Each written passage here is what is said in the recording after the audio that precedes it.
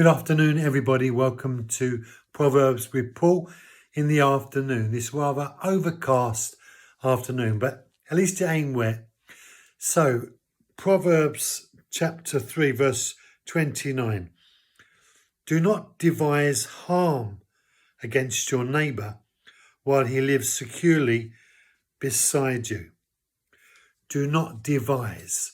And that sense of devising is a plan, it's a scheme, it's to think through and think out, as it were, a way in which you can do harm to your neighbour. It's like those who sit in their room and work out a way to best bring about the destruction of an enemy. He says, don't devise. It could almost, I'm not sure, but it could be part to do with divination, devise. That sense of connecting to what is evil and wrong. Don't sit there and scheme and devise an evil plan against your neighbour. And I've said before that your neighbour is anyone who lives on the earth. Everyone is our neighbour.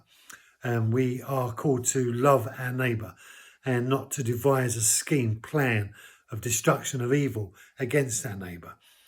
Now, why would anybody want to devise a scheme against a neighbour anyway? Well, often the people we're connected to, our neighbour, is the person that sees us the most and we interact with the most. And chances are that there'll be time to time when your neighbour will upset you and you will have to manage a problem with your neighbour.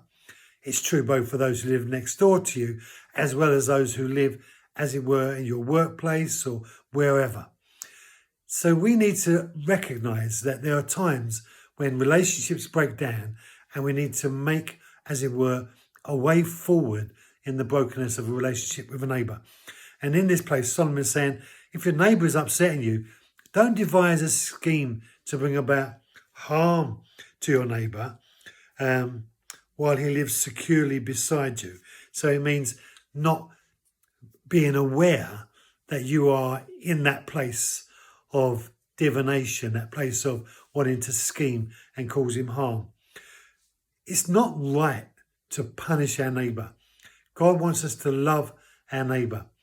And unless we get the wisdom of God working in our lives, when problems and incidents occur that cause a breakdown in relationship, we won't have the resources we need if we don't have wisdom living within our lives. God's ways are to always repair and bring life, not death. And if you're sitting there scheming against your neighbour in some negative way, you're not operating in the ways of God. No, Christians, we need to operate in the ways of God, which primarily means love your neighbour. And if it doesn't look like love, then it doesn't look like God. Thank you for joining me. Have a great afternoon. Be blessed. And I'll see you tomorrow.